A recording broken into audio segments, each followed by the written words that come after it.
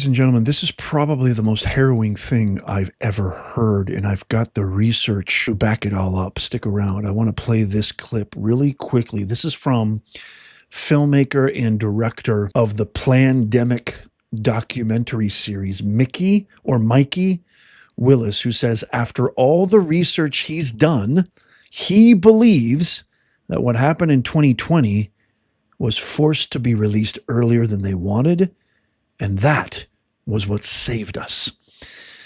I'm going to be using some very specifically modified verbiage and I'm not going to be using terms because there is a probably 85% chance that this video will get taken down because what's uncovered here is demonstrably damning to many powerful people, including the people that own this platform right here.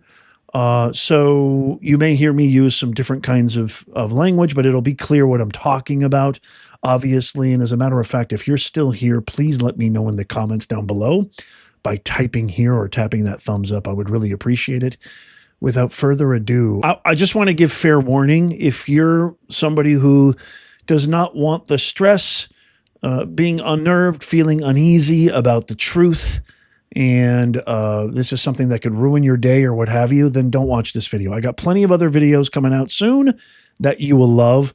But if you're still here after having said that, I just wanted to give you full warning, full disclosure.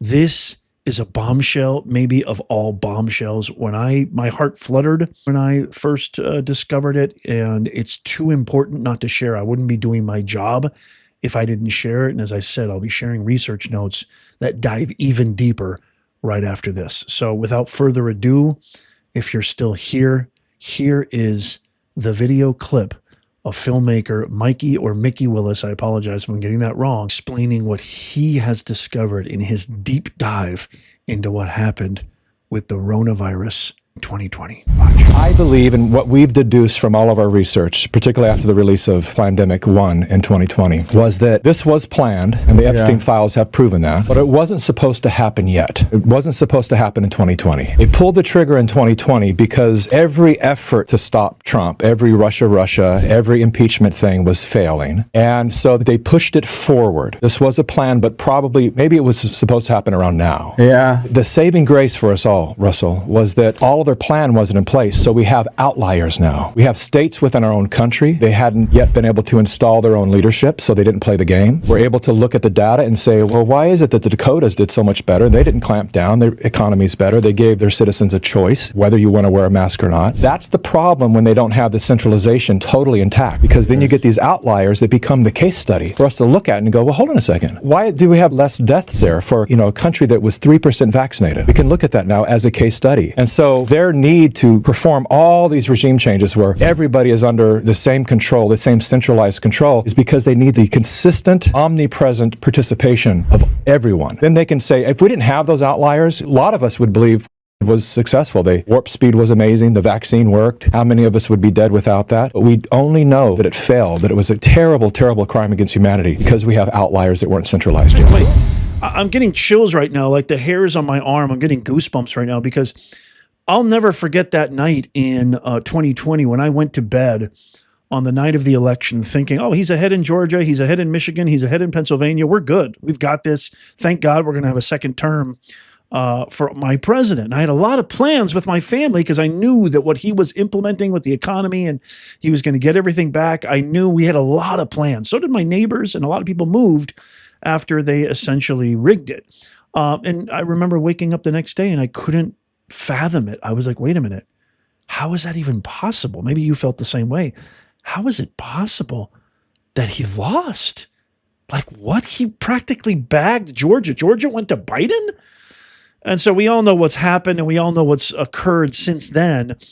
But my reason for saying that is I am the least conspiratorial tinfoil hat, Alex Jones guy out there.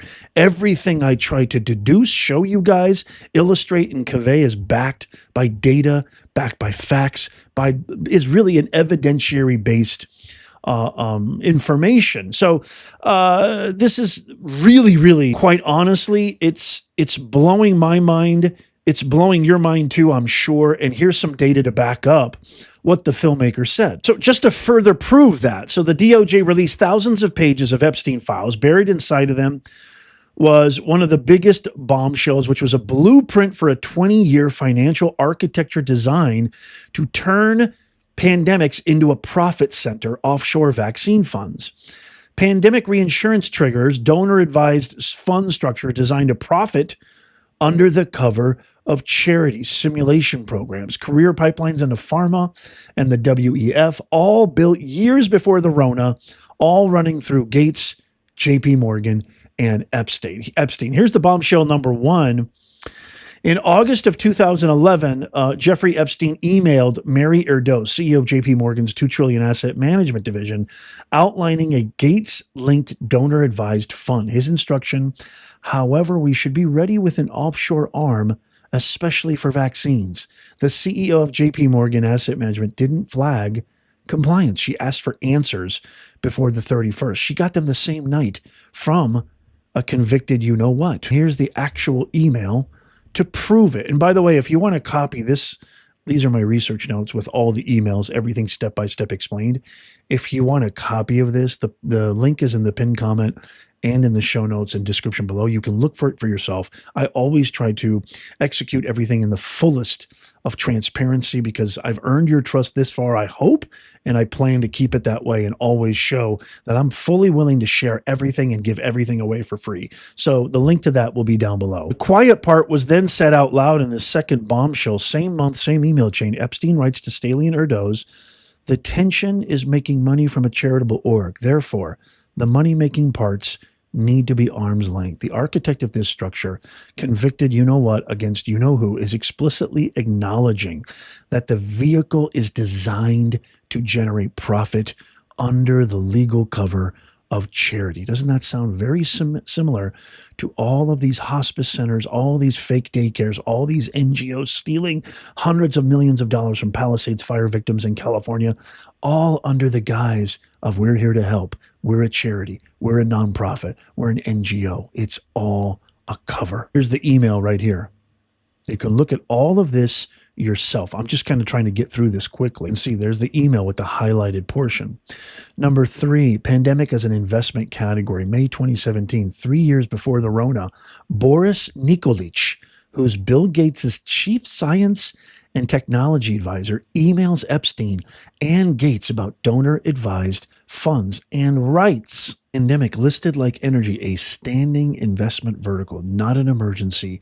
This was a portfolio strategy. There's the email right there. Holy macadamia nut. Number 4, you want to talk about misinformation. You want to talk about defrauding the American public. If you or anybody you know is dealing with, the complexity, the absolute red tape and confusion of Medicare, I have partnered with the greatest company on planet Earth that has been helping scores of our listeners. Chapter. Call them up today. I'll also leave links in the show notes, description, and pinned comment.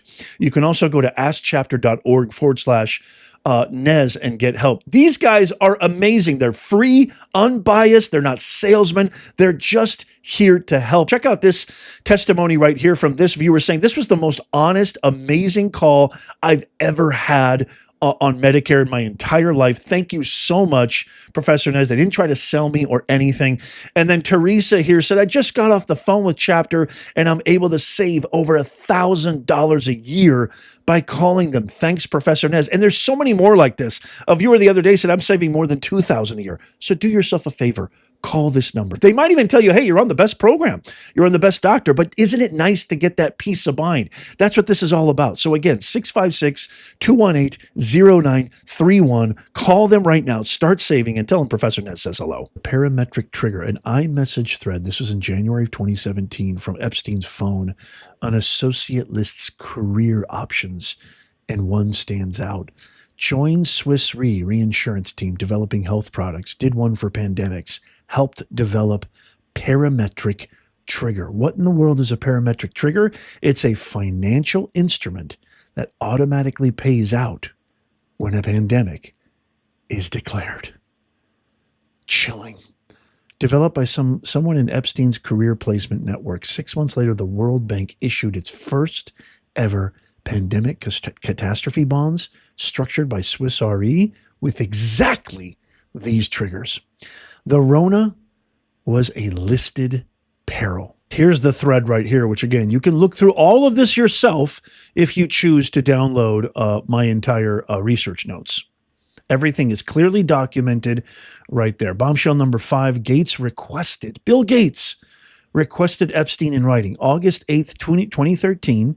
By the way, there's all sorts of evidence. Even his wife, Melinda, said that one of the biggest reasons she divorced Bill was because of his close affiliation with Bill Gates. Remember all those Epstein emails that actually proved that Gates not only got involved with the disgusting behavior, but he actually tried to spike his wife's drink with antibiotics, for these kinds of diseases and afflictions you get from engaging with that awful, repulsive behavior. I can't even say it because they're going to take the video down. Again, the mission is more important than the means. So if you're making fun of me right now saying, why can't you just say it? I want this information to get out there. August 8, 2013, 5 years after Epstein's conviction, an agreement letter addressed to William H. Gates states that Gates, quote, specifically requested that Jeffrey Epstein, quote, personally serve as the representative of Boris Nikolic. Remember, that's his chief science officer. Gates waives conflicts of interest, provides broad indemnification in writing. He had access to every law firm, every advisor, every institution on earth. He chose a registered you-know-what and put it on paper. And here it is right here. You can see it all for yourself if you want to go through it carefully with a comb right there. So vaccines as a capital strategy. Internal JP Morgan emails from 2011 show Epstein advising the bank's most senior executives on how to pitch a Gates-anchored donor-advised fund, insisting the presentation include the phrase, quote, additional money for vaccines, and directing the creation of an offshore arm, especially for vaccines. Pandemics as a funding vertical. They're playing with our lives, folks. A 2017 email thread between Epstein, Gates, and Boris Nikolic names pandemic as a key area for donor-advised fund structures 3 years before the Rona. Pandemic simulation as a career currency. January 2017 iMessage thread from Epstein's phone shows an associate listing pandemics. Just did a pandemic simulation as a professional credential while simultaneously discussing career placement into Gates's private office, Boris Nikolic's Biomatics Capital, Merck's vaccine team, and Swiss Re's pandemic reinsurance products. These are the lords of the universe, essentially. These are the most powerful top 0.00001% playing dominoes, playing checkers with our lives. And for what? Like my grandfather always said, follow the money. Next, crisis as an investable asset. It makes me sick to my stomach that this is all coming out. A Gates Foundation briefing describes the Global Health Investment Fund as a, quote, impact investment vehicle targeting 5 to 7% returns on drugs and vaccines backed by a 60% principal guarantee. Simulation as technical deliverable. A 2017 internal scope document from BGC3, Gates's private office, lists, quote, strain pandemic simulation alongside neurotechnology and national defense applications. And then lastly, the Pandemic Preparedness Network, a 2015 Gates Foundation letter confirms pandemic preparedness coordination with the International Peace Institute, led by Terje Rod Larson, a documented Epstein dinner guest, while Epstein separately feeds Rod Larson Gates's public pandemic messaging. But notwithstanding all of the data, all the information, all the evidence that is concrete, you couple that with everything that they've done to our president. They tried to smear him, debank him, bankrupt him, arrest him, imprison him, charge him with sham trial after sham trial after sham trial. They tried to assassinate him just as recently as just a few weeks ago. And God knows they're going to maybe try it again. That just gives you a little bit of the scope of the magnitude of what we're dealing with. I just posted this on X recently, that if we don't vote red in the midterms and every election henceforth, America is dead. We don't vote red, America is dead. You might be saying, well, Nez, I thought you said you weren't right or left. I'm not. I'm not right. Well, I'm definitely not left, but I'm not right either. If I had to define myself, I'd say I'm a constitutional centrist. That's what I am. I love America. I bleed red, white, and blue. And I want my grandkids' to wake up in an America, yours too, that actually made the same kind of sense when you and I were growing up in it. So when I say vote red or America is dead, I'm not being hyperbolic. I'm not being dramatic. As a matter of fact, I'm probably being a little bit under melodramatic because it is the absolute truth. Everything that I have uncovered about these Democrats just yields one capital T truth. This is a terrorist organization that hates America, that wants to see us fail, that wants to bilk on all of the pillars of the values and principles that this country was founded on and completely flip it 180 into some kind of demonic direction that has nothing to do with who we are. I can't wait to get your thoughts on all of this. Please let me know if you're still watching this by typing here in the comments. Tap that thumbs up if you love America. Our mission here is to make common sense go viral. You're not going to hear about this anywhere on corporate press or mainstream media, not on your life. Check out these videos coming up on the screen right here, just in case you missed them. Tap my face right here to subscribe and follow. It's free. And as always, may God bless you and may God bless the USA and all who defend her. I'll see you soon.